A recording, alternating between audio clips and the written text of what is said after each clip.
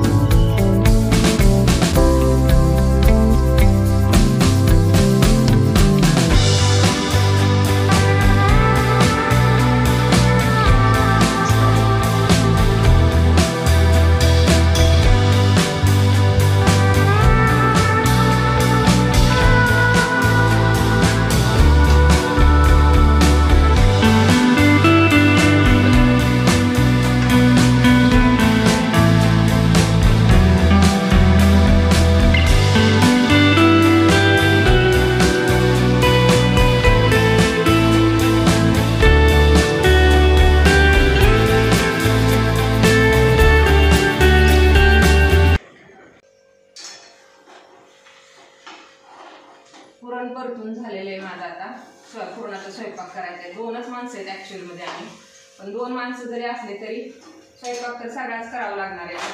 बघा पुरण झालेले आहे परतून माझं। आता हे पुरण वाटून घेते मी। देवपूजा झालेली आहे माझी आणि उन्हाळा आहे, चाफ्याची फुलं लवकर सुकली।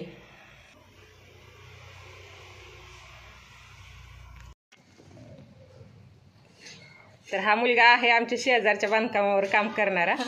तर ह्या ताई आल्या होत्या पाणी मागायला, तर त्यांना पाणी दिलेलं आहे आणि घाटी ही छोट्या मुलांना द्यायची असती, म्हणून ह्या छोट्या मुलाला घाटी दिली। तुला आवडती का रे घाटी? हाँ, मराठी समझ में आता है क्या? समजती? ठीक आहे। असंही आम्ही गावाकडे जाणारच होतो, गावाकडच्या नातवंडांना घाटी घेऊन। तरी एक शिल्लक होती, म्हटलं द्यावी ह्याला पण। तुला पाणी प्यायचं का रे?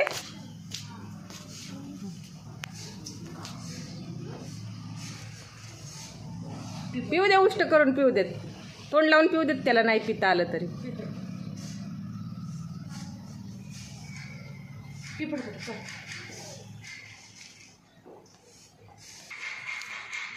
लहानपणी आम्ही नवीन कपडे घालायचो, नवीन कपडे घालायचे आणि घाटी गळ्यात घालायची आणि सगळ्या वस्तीला फिरून यायचं।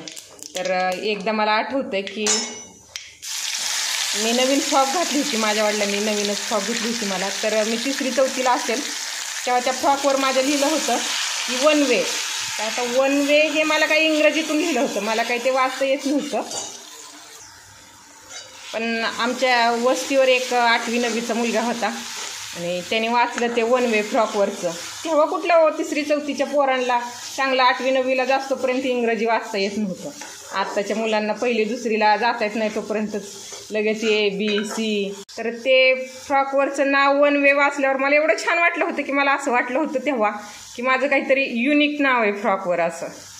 तेव्हा आपण घाटी गाळ्यात घालून फिरायचो आणि आत्ताच्या मुलांच्या पाठीमागे लागावं लागतं की घाटी खा घाटी खा, तरी खात नाहीत. पुरण वाटून झालेले, तर 2च माणसं आणि पुरण किती घातलंय बघा. तर थोडं कमी, मी अर्धा किलो डाळ घातली. जास्त पुरणाच्या पोळ्या आवडतात आम्हाला आणि 2 दिवस खायला. दोघांनाही पोळी आवडते आमच्या.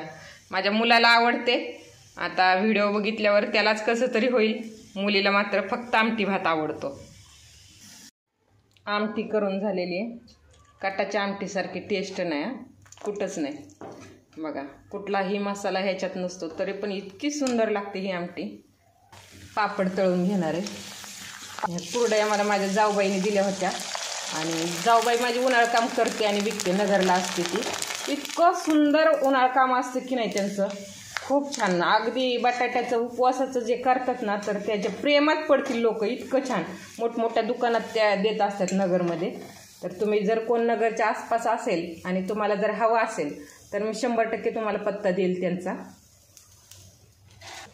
घरच्या डाळीचे बेसन पीठ आहे आमचे आणि घरच्या डाळीच्या बेसन पिठाची भजी खूप खमंग लागतात. पुरणपोळी चालू आहे माझी आता. बाकीचं सगळं झालेलं आहे, नैवेद्य झालाय आणि भात आमटी वगैरे सगळं झालेलं आहे. आता 2-4 पोळ्या एवढ्या लाटून घेतले, नैवेद्य दाखवायचं आणि मग जेवायला बसायचं.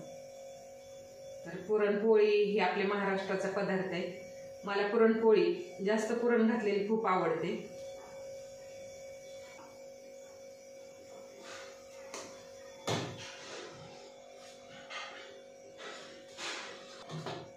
बघा आता पोळी करते मी. खाली पेपर घेतला, पटकन सरकतं. पीठ जास्त लावायची गरज पडत नाही खाली पेपर घेतल्यावर. तर बघा कशी पोळी भरभर सरकते. घरचं गव्हाचं पीठ आहे, घरचे गहू आहे, शेत गहू आपले. पोळी पण छानच होती. साधारणतः 6वीला असेल तेव्हा मी पहिली पोळी पुरणपोळी लाटली होती आणि वडिलांची माया, वडिलांचं प्रेम, असं पंचमीचा सण होता तो, लाली म्हणायची. तर मला लाली मिक्स केलेली पोळी खायची मला. तेव्हा मला ती जास्त जमली होती, एवढी गोल आली नव्हती, पण तरी पण ठीक आहे. मी 6वीला असताना पुरणपोळी केली होती. आणि आता आणि संध्याकाळी एका माझ्या मैत्रिणीच्या नातवाचं बारसं, तिकडं जायचंय.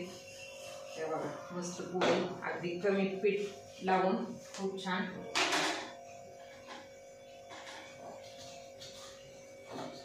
कोकणामध्ये ना, आम्ही कोकणात पण राहिलो होतो, तर तिथं आम्ही 7 वर्ष राहिलो. तर कोकणात गव्हाचं पीठ नसतं, तर तिथं भिजवतात ती लोक खूप. आमचे घरमालक होते शिर्के काका म्हणून. एक वेळेस तर काकांनाच पीठ मळायला बसवलेलं, पण काका पण खूप करत होते. आणि त्या लोकांना मच्छी खूप आवडते. मच्छी जर त्यांना नसेल तर त्यांना जेवण जेवल्यासारखं वाटत नाही. आमच्या काकी मला म्हणायच्या, आता अर्चना जेवले पण आज माझं पोट नाही ग भरलं. तर आज मच्छी नाही ना, आज गुरुवार ना, उपवास ना, मग माझं पोट नाही भरलं म्हणायचं. आणि खूप छान त्या मुंबईच्या होत्या, खूप छान बोलायच्या. आणि दोघंच राहत होते, इतकं सुंदर राहायचे दोघंच, मस्त एकदम. तर बघा पोळी कशी झाली, मस्त पोळ्या झाले, छान झाले अगदीच. बघा दोन्ही बाजूला छान. पुरणपोळी करताना पोळी 2 अंगू होण्यासाठी गोळा करता येणं फार महत्वाचं असतं. बऱ्याच वेळा काही जणांचं बघा असं होतं की एका अंगोनी चपातीसारखी पोळी होती आणि एका अंगोनी ती पोळीसारखी दिसते. तर तशी पोळी नाही दिसली पाहिजे, ती दोन्ही अंगोनी सारखी लाटता आली पाहिजे. करताना जी सगळ्यात थोडीशी अशी कणिक बाजूला काढली की नाही मग ती बाजू एक बाजू जाड आणि एक बाजू पातळ अशी होत नाही. तर भरपूर पुरण काढून केलेल्या पोळ्या छान लागतात.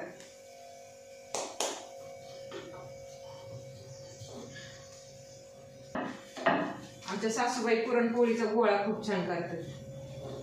त्यांनी गोळा करून द्यावा आणि आपण लाटावा. मग किती पण पोळ्या जरी असल्या तरी कंटाळा नाही येणार. चुलीवर त्या गोळा पण करून देतात, भाजतात पण. मस्त स्वयंपाकात एक नंबर आहे आमच्या सासूबाई पण. आमच्या लहानपणी आमच्या वडिलांची फार शिस्त होती.